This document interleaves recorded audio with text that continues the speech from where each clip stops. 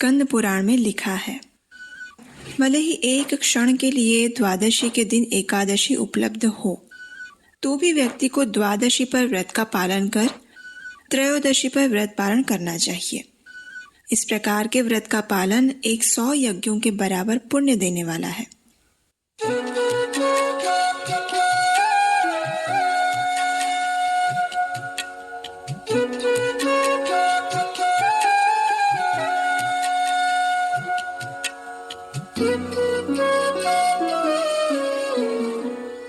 हरे कृष्ण।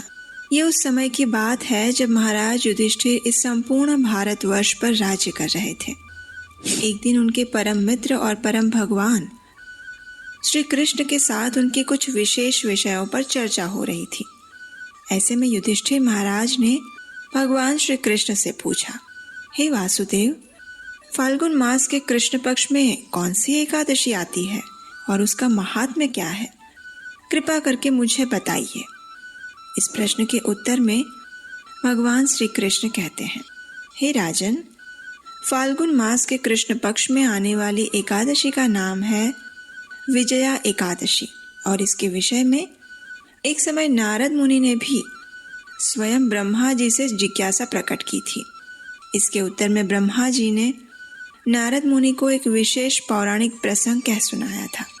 अब मैं आपको वही प्रसंग कहने जा रहा हूँ, ध्यान पूर्वक सुनिए।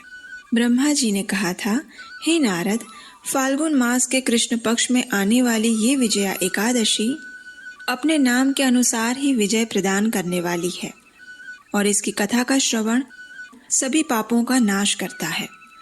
अनेक वर्षों पूर्व जब भगवान रामचंद्र अपने पिता की आज्ञा अनुसार वनवास गए थे, तब पंचवटी में दुष्ट रावण ने उनकी पत्नी माता सीता का अपहरण कर लिया था।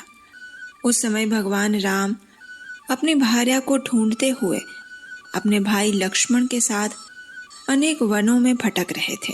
ऐसे में उनकी भेंट हुई जटायु से और फिर उन्होंने कबंध राक्षस का वध किया और सुग्रीव से मित्रता की। तत्पश्चात उन्होंने वानर सेना एकत्रित करके सीता माता की खोज करने के लिए उनके सेवक हनुमान को भेजा। जब हनुमान सीता माता की खोज के समाचार लेकर वापस आ गए, तो फिर भगवान रामचंद्र ने समुद्र के उस पार स्थित लंका पर विजय प्राप्त करने हेतु समुद्र की ओर प्रस्थान किया था। लेकिन सबसे बड़ी समस्या ये थी कि इतने बड़े समुद्र को पार कैसे किया जाए, और वो भी इतनी बड़ी सेना के साथ। तो बस उसी समय लक्ष्मण ने अपने भाई रामचंद्र को सुझाव देते हुए कहा, हे भ्राताश्री, आप ही आदिदेव और पुराण पुरुषोत्तम हैं, आपसे कुछ भी अज्ञात नहीं है। आप ये भी जानते हैं कि हम जिस स्थान पर है उसी द्वीप पर महान ऋषि बकदालभ्य का आश्रम है।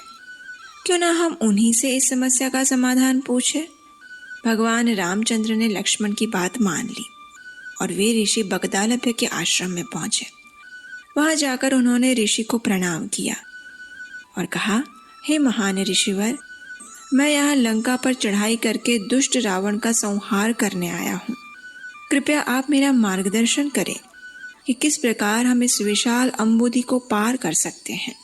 ऋषि बकदालभ्य समझ गए थे कि यही परम पुरुषोत्तम भगवान है और फिर उन्होंने कहा, हे प्रभु श्री राम, आप तो सर्वज्ञ हैं, फिर भी आपकी इच्छा पूर्ति हेतु मैं आपको सभी व्रतों में श्रेष्ठ व्रत के विषय में बताऊंगा, जिसका पालन करने से आप निश्चित ही रावण पर विजय प्राप्त कर पाएंगे और इस प्रकार अनंत काल तक आपकी महिमा का गुणगान किया जाएगा।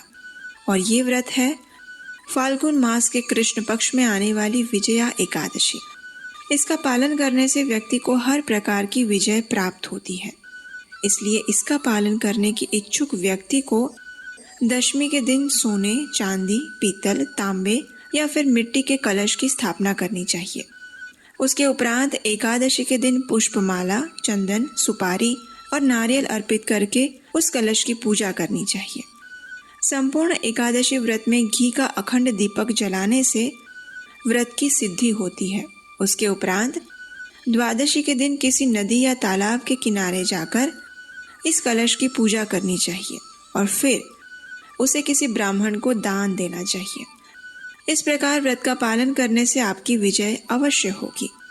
ब्रह्मा जी ने कथा का समापन करते हुए नारद मुनि से कहा, इस प्रकार भगवान श्री रामचंद्र ने ऋषि के निर्देश अनुसार विजया एकादशी का पालन किया और रावण पर विजय प्राप्त की। इस संपूर्ण कथा को युधिष्ठिर महाराज को सुनाने के बाद भगवान श्री कृष्ण कहते हैं, हे राजन, जो व्यक्ति विजया एकादशी की इस कथा का श्रवण या पठन भी करता है उसे अश्वमेघ यज्ञ करने का फल प्राप्त होता है। ऋषि बकदालभ्य ने जो एकादशी की व्रत विधि बताई है वो तो हमने सुन ली, लेकिन हो सकता है आप इसे और सरलता से करना चाहते हो। तो चलिए अब हम बात करते हैं इस एकादशी का पालन करने की सरलतम विधि क्या है। तो सर्वप्रथम दशमी के दिन से ही आप स्वयं को तैयार करना प्रारंभ करें। मानसिक रूप से दशमी के दिन संध्या के समय भारी भोजन ना लें और प्रयास करें कि सूर्यास्त से पहले ही भोजन ले लें। जिस दिन हम एकादशी व्रत का पालन करना चाहते हैं उस दिन प्रातः ब्रह्म मुहूर्त में उठ जाइए। स्नान इत्यादि से स्वयं को शारीरिक रूप से स्वच्छ कर लें। उसके बाद आप अपने घर में या फिर मंदिर में जाकर भगवान श्री कृष्ण की मंगला आरती करें।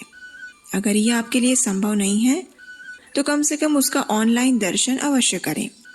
उसके बाद घर में पूजा के स्थान पर या मंदिर में जाकर दाहिने हाथ में अंजुलि भरकर गंगा जल लें और विजया एकादशी व्रत का संकल्प लें। अब घर में ही तुलसी पूजन करें। तुलसी देवी को जल अर्पण करें, उनकी 4 बार प्रदक्षिणा करें, उन्हें घी का दीपक अर्पित करें। संपूर्ण दिन के दौरान आप अपने दैनिक कार्य करते समय भी परम भगवान श्री कृष्ण के दिव्य गुण और लीलाओं का चिंतन करने का प्रयास करें। उनकी कथा को सुन सकते हैं और श्रीमद् भागवतम से पढ़ भी सकते हैं। एकादशी उपवास में किसी भी प्रकार के अन्न, दाल, चावल या उससे बने हुए खाद्य पदार्थ का संपूर्ण त्याग करना चाहिए। प्रयास करें कि अगर आप एकादशी व्रत का पालन कर रहे हैं तो चाय, कॉफी, चॉकलेट जैसे पदार्थों का सेवन भी ना करें। अपने शरीर की क्षमता अनुसार आप ये उपवास बिना जल के या फिर जल और दूध के साथ कर सकते हैं। यदि ये संभव नहीं है तो आप जल, दूध, फल और एकादशी प्रसाद के साथ उपवास कर सकते हैं। संध्या के समय घर में भगवान के समक्ष और तुलसी देवी के समक्ष घी का दीपक अर्पित करें। सभी परिवार के साथ मिलकर हरि नाम का कीर्तन करें। अगले दिन पारण से पूर्व भगवान के लिए स्वादिष्ट भोग बनाएं, उसे भगवान को अर्पित करें और फिर प्रसाद रूप में किसी सुयोग्य ब्राह्मण या वैष्णव को अपने घर पर बुलाकर खिलाएं। अपनी क्षमता अनुसार कुछ न कुछ दान दें और फिर अंत में भगवान से प्रार्थना करके इस एकादशी के फल को उन्हें समर्पित करके आप भी एकादशी व्रत का पारण करें। अपने तन और मन को श्री कृष्ण की सेवा में अर्पित करते हुए इस विजया एकादशी का निष्ठापूर्वक पालन करते हैं और परम आध्यात्मिक गंतव्य की ओर प्रस्थान करते हैं। हरे कृष्णा।